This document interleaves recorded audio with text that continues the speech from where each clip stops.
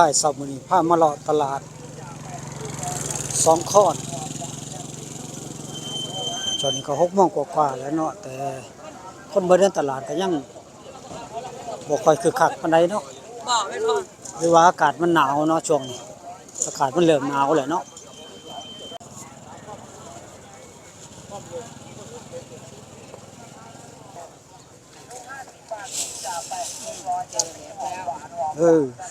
หนาวเนาะหนาวเนาะ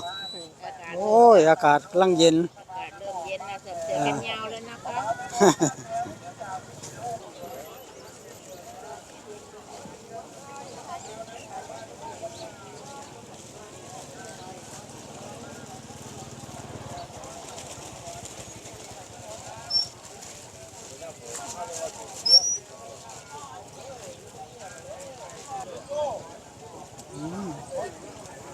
ไก่ทอดซอสเกาหลีน่าทานเนาะน่าทานจัง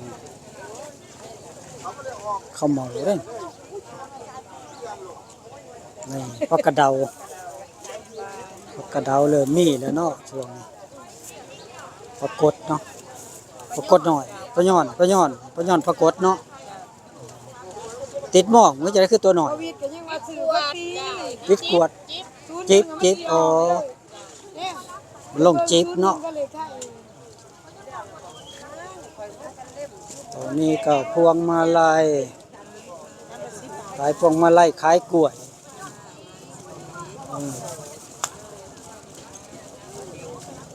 ตัวนี้เป็นขายกับเขาถุงเนาะตรงนี้เจ้าเก่าเจ้าเดิมและดูนี่มาเจอคนนั่งอยู่ตรงนี้แล้วนี่ทำใหม่ๆเลยสุมังมี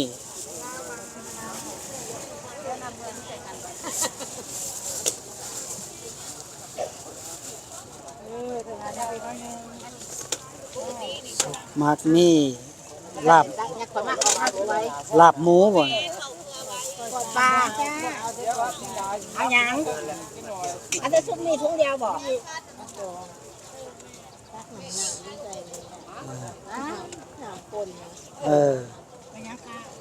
ใส่น้ำไปเนาะมันแห้งหลายเนาะเอาน้ำใส่ในจักหน่อยบ่หรือว่ามันเย็นเนาะมันหนาวเนาะมันเสี่ยงเป็นขายดีเนาะนี่เนาะตรงนี้อย่างแกง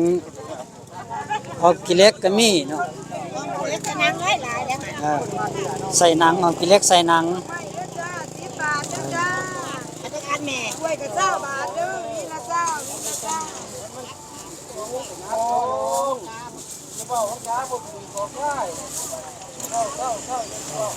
เอา2 ถุงเลยเนาะแสดงว่าแสบหลายเลยนี่เนาะเอาแต่2 ถุงเลยเอาใหม่ๆลาบหมูก้อยปลาปลาบ่ตัวนี้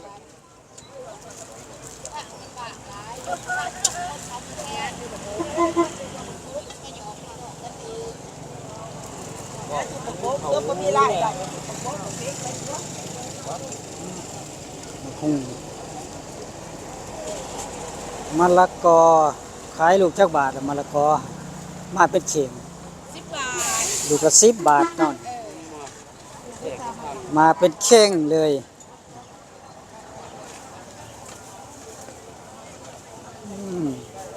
เป็นกล้วยทอดละอยากเนาะ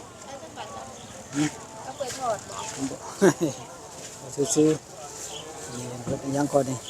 เขาเรียกยังก่อนนี่เฮ็ดย่างเนาะเรามาย่างเฮ็ดก็ย่างได้ต้องกูมือนี่แสบน้ำอะไรเนาะเอาได้แม่เด้อ10 บาทค่ะละ10เนาะ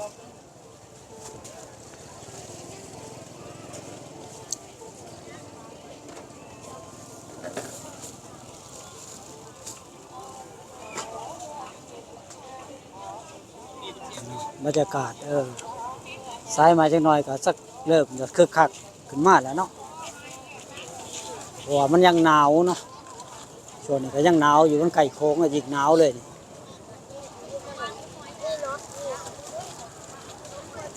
ข้างในมีแต่เนื้อเนาะประเภทเนื้อข้างนอกนี่ประเภทกับเขาวถุงอยู่นี่โอ้มันยังเห็นใหม่ๆเลยนี่ เด้อมาเด้อตัวกับเฮ็ดละครเด้อเด้อ ยังก็ ตัวเฮ็ดละคร โอ้สัวเฮ็ดละครอันนี้เนาะ ออมโกบใหม่ๆน้อย สัวเฮ็ดละครนี่ออมกบนี่ใหม่ๆเลยยังควันอยู่นี่นั่นหน้องใหม่เนาะเฮ็ดใหม่ๆสดๆเลยนี่ เด้อยังไงสดๆเด้อ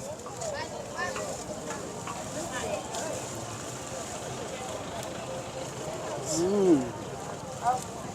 ขายซกเล็กก็มี ลูกมีลาบปลาตอง มีลาบปลาตองนี่ประจำเพิ่นขายประจำอยู่นี่ละนี่วันพฤหัสนี่ตลาดสองค้อน ปลา เนาะ ตองลาบก้อยหมู ปลาตองก้อยหมูสุกมีหมด รสช่อง อ่ามีดอกช่องนี่ก็ถุงจักบาทก็บ่ บาท 20บาทนี่เนาะแต่ว่าน้ำบ่มีเนาะเอาสิไปเอาน้ำเนี่ยใส่ละใส่บาทโอ้มีน้ำอยู่ เอาเฮ็ดไว้เขาขายอยู่นี่แหละ โอ้เพิ่นเฮ็ดมาให้เพิ่นขายอยู่ดีเนาะน้ำมันอยู่ทางนี้เนาะโอ้เศร้าลอดช่อง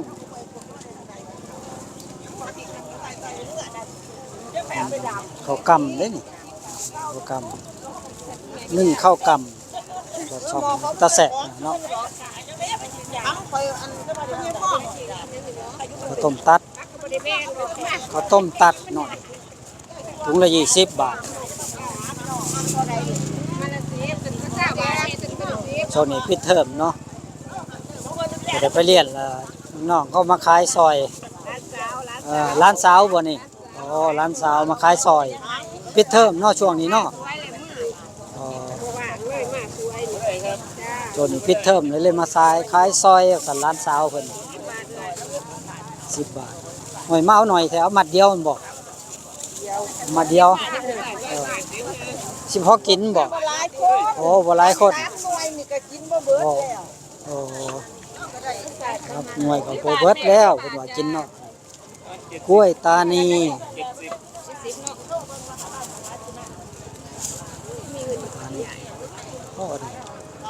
อันนี้ปลาซิวเนาะ ปลาโขง ปลาโขงโอ้ปลาลงจีบเนาะ มันดีแสบดีได้ปลา มันบริเวณได้ คล้ายๆปลาซิวเนาะ เป็นปลากระเตะ ปลากระแตกเนาะปลากระ ปลา แตก ก็20 บาท 20 บาทเนาะ ต้มตัด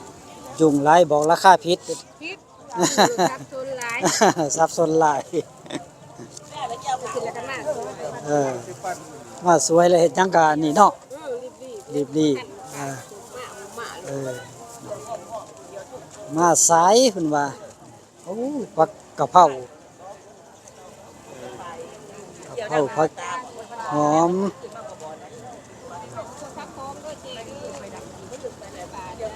ผักกาดหินไปกินข้าวป่นเนาะผักกาดเพิ่น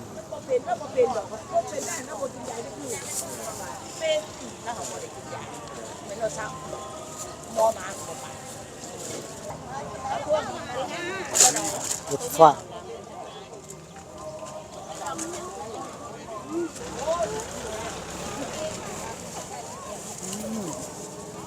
บักข้าวหลาม คุณค่ะ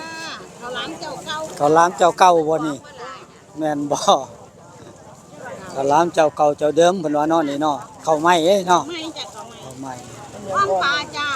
ข้าวปลาข้าวหลามก็ขายกับข้าวถุงก็ขาย แข็งปึ๊ด ขายทุกอย่างเลย บ่ขายแต่คนโอ้ยบ่กล้าบ่ขายแต่คนสั่นเนาะผักสดก็มีเนาะอ้าวเลือกเอาครับเลือกเอา ซื้อซอยมานะ ถุงละ10 บาท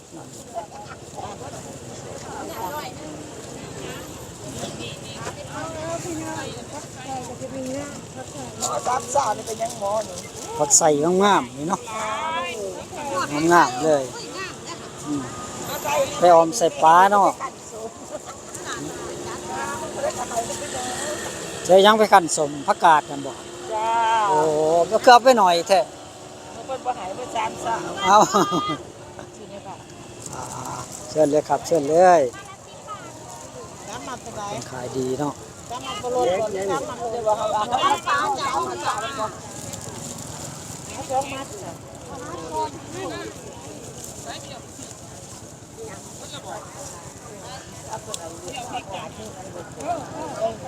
ถุงเอาไปกินโหลดเนาะ เก่าละ บ่ต้องไปนั่งเฮ็ดอีก หัวเก่าเลยเนาะ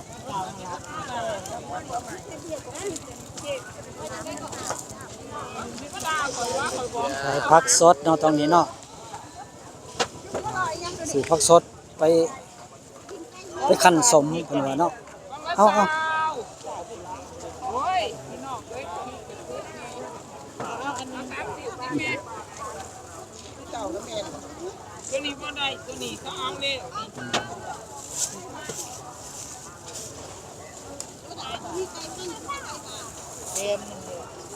เสียวไปเฮ็ดหยังล่ะมักฮะ แกงไปหนึ่ง โอ้ไปแกงไปหนึ่ง ไอ้มันบ่ อ๋อ กินมัน มันเนาะ แซ่บ แซ่บแล้วว่ะลูกละ20บ่น่ะ 30 บาท อ๋อ30 บาทเนาะลูกหนึงฟักทองใหม่ ทองใหม่ ๆนี่เนาะกำลังขายดีอยู่ตรงนี้ขายดีเนาะข้างในนี่ก็มีเนาะนี่โอ้มะกอกตัวนี้มะกอกใส่ตำสมตำหน่อยเนาะแนวนี้มันสุกแล้วบ่นี่ ๆยุก ผม ตำ คือ ใส่บะฮุงบัก ตำใส่มะฮุง บักตัว มะฮุงมะทั่วเนาะแล้วแต่ผู้มักเนาะอันนี้เพิ่นกำลังปิ้งไก่อยู่ปิ้งไก่ปิ้งกบ ปิ้งกบค่ะ อ่า ไม่50 บาทค่ะ ไม่50 บาทได้กบนี่ไก่เด้ซะ ไก่มี25 บาท 25 บาทกับ10 บาทใส่10 บาทนี่ 10 บาท โอ้นี่10 บาทโคกมันบ่ โอ้มันค่ะ อ๋อโคกนี่10 บาทเนาะ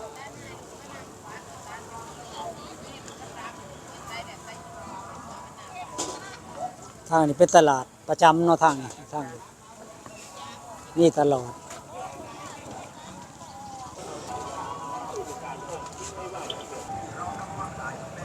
ว้าวอากาศหนาวเนาะมื้อนี้เนาะอันนี้สำหรับนักเรียนว่านี่เบเกอร์นี่เนาะจักบาทแล้วนี่อันนี้จักบาทแล้วนี่15 บาทเนาะนี่เนาะแบบน้อยๆนี่สำหรับเด็กน้อยกินนี่น้อยกินบ่หลายเนาะปอเปียะทอดอ๋อคือบ่เห็นคนมาซอยย่างเลาะซื้อของอยู่นั่นบ่อ๋อเพิ่นขายถึงปลาร้าเอาหยังก็ขาย 5โล5 ได้ละ600,000ได้ทุนแต่ว่าขายมาไร่นึงเลยเด้อ น้องจีนเจ้าเก่าเนาะขายอยู่โพไส้เนาะ กูขายแต่โดนละค่ะจนสิจะโดนละบาทบ่หัว มันละ20 บาทเนาะ เขาก็บอกมี ถุงละ20 บาทพริกราคาก็จะรีบไปเกี่ยวขะดอว่าซั่นขะดอสิกรอบบ่ดอกซั่น ซอยกันแล้วหน้าก็เท่าเราหน้าก็ไม่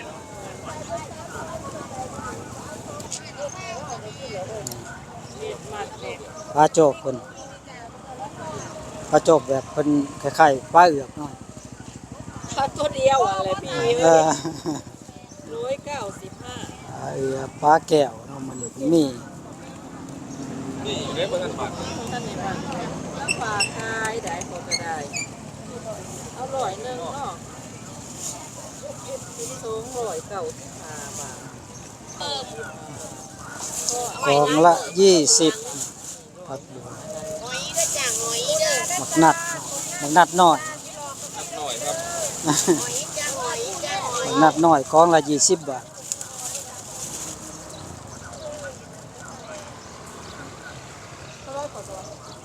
โอ้เพิ่นเนาะ 195 บาท บัวเพิ่น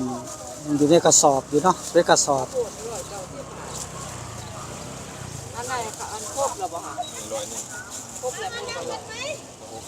หอยจ้าหอย ไหม 100มันเพิ่มจ้า ก้อยหนึ่งมันเพิ่มเนาะ มันเพิ่มเอาหยากที่สุดคือมันอันนี้เลย มันเป็นอย่างคืออ๋อมันมีน้ำ เออน้ำอยู่พื้นดินนะ เอ้า อยู่ในพื้นก็มีกว่าน้ บ่ได้มีแต่ในลำมันจะว่าลำมันเข้าบ่ได้สูนดอก ำอ๋อ เอาสูนแต่ในพื้นดินนะมันเป็นน้ำดำๆแท่งขึ้นมาโอ้ยหยาบ เนี่ย จิรอคุดเอาบอกคือมีหน่อยเถอะ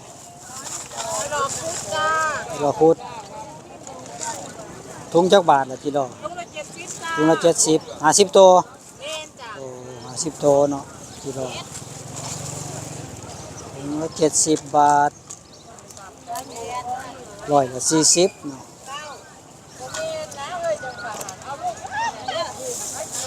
อืม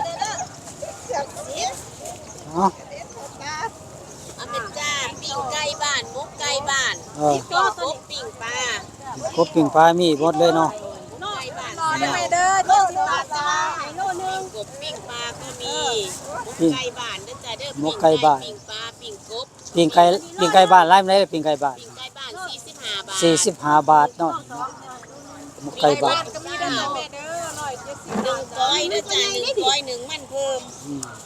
เนาะปลาเค็ง50บ่ปลาเค็ง ไก่บ้านก็มีปลาเค็งซองละ50 บาท 10 บาทนี่เด้ปิ้งไก่บ้านอ่ะ ปิ้งไก่บ้านมีจังบาทไม่ละ45 45 ปิ้ง บาก ท บที่20ปลานี่50มุกไก่บ้านตัว เอ นี้ อ เอาอะไรจ้า อ้าวเลือกเลย เลือกเอาค่ะแม่ค่ะแม่ค่ะอยู่ แม่ค้าอันดำดินอยู่พุ่น ปิ้งกบก็มีได้ไหมเด้อไม่ละเศร้า มุกไก่ที่20 บาทนี่มุกไก่บ้านมุกนี่ มาดูหมูไก่ มุกไก่ ไก่บ้าน20 บาท โลเพิ่ม ตัวนี้ปิ้งไก่เก่า เซลบ่ดีป่ะเขาจะรู้อย่างไรเดียวนี่ เที่ยวหรือบ่เขา เดี๋ยวแล้วเอาสิล่ะ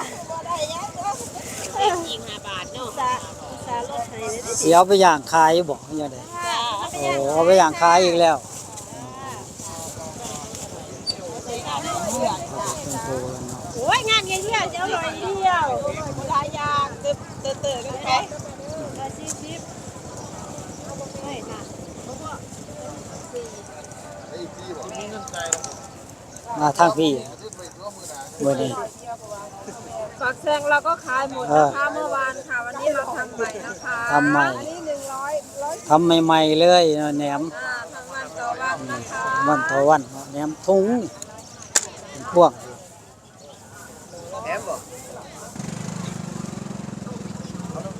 ขนมไทย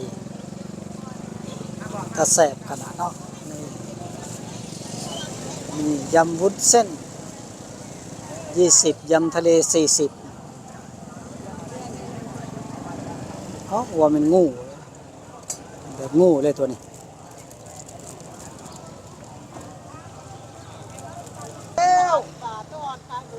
ปลาโลสักวันนึงอ่ะ โล200จ้างามๆได้ปลามือว่าใหม่ ปรากฏ ๆใหม่สำหรับเขา ปรากฏโล200 บาทเนาะอันนี้กับเขาวนี่ก็ขายเนาะ นี่แต่แต่มือได้บ่อยากไปเฮ็ดมือได้อยากกับบ่เฮ็ด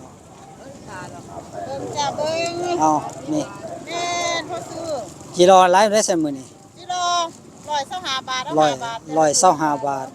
เอา5 บาทเพิ่นว่าเพิ่นบอกพร้อมเนาะปรากฏนี่โล200ใหม่ๆเลยเพิ่นว่า ใหม่ๆด้วยเนี่ย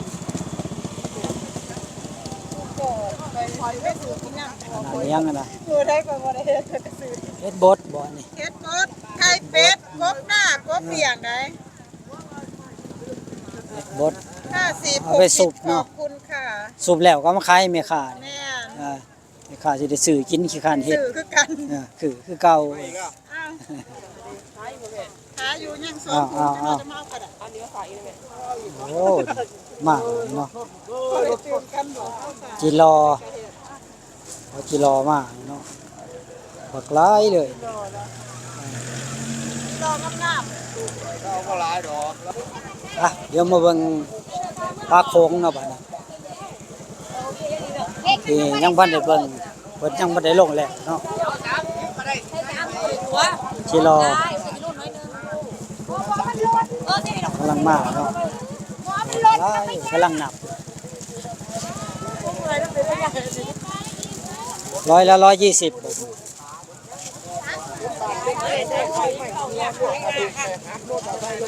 จิรอเพิ่นก็ขายเนาะจิรอก็120 ร้อยละ120กิโลเพิ่นไม่โอ้มีผงกับน้ำผงเอาคือสีออกสีแนวนี่ น้ำผึ้งอ่อน บ่ อ่อนไซส์ตัวนี้ก็จะแม่ บ่ เด็กตัวนี้แหละม่วงพร้อมห้าง ผึ้งน้ำผึ้งสดเอา หวานก็เดี๋ยวผสมน้อยนึง สีเหลืองๆเนาะปลาย่อนหน่อยอันนี้ปลานี่น่าจะเป็นปลาเขื่อนเนาะปลาต่ำปลาตอง อันนี้ปลากดลงจิตยังหวานหวานอยู่ ปลากดลกจิบเนาะ แม่ นี่ นลงมือสาว มันเสาร์เนาะมื้อนี้ตัวบ่ใหญ่ปานใดเนาะ มันหนาวด้วยจับเนี่ยตัวเลยใส่เลย หอยเรือ มันจะข้าง หอม จุกข้างใส่มันเบิดไป เฮ้ยจุ๊บเนาะ ที่ข้างเก็บไว้ ตัวนี้ก็จิโร่เนาะร้อยละ120เนาะหลายครับนี่เนาะข้างหลังนี่ก็ยังมีอยู่จิโร่ร้อยละ120 บาท ตลาดเช้าบ้านสองค้อนเนาะมาคุบพฤหัสแม่นบ่อ๋อมาถูกพฤหัสเลยเพิ่นมาขายอยู่นี่เนาะจิโร่เนาะสายมากคือคักอยู่ตัวนี่เนาะตอนแรกก็สิบ่คือคักปานนี้เนาะเฮ็ดเงียบๆเพราะว่าน่าสิเป็นอากาศมันหนาวเนาะช่วงนี้อากาศเริ่มหนาวแล้วครับมื้อนี้ก็พามาเลาะตลาดเช้าบ้านสองค้อนอำเภอโพไซจังหวัดอุบลเนาะครับมื้อนี้ก็สิมาขอปิดคลิปไว้ตรงนี้นะครับ เดี๋ยวคลิปหน้าคอยติดตามว่าสิไปใส่สำหรับคลิปนี้ขอปิดไว้เพียงแค่นี้คลิปหน้าขอเจอกันใหม่สวัสดีครับ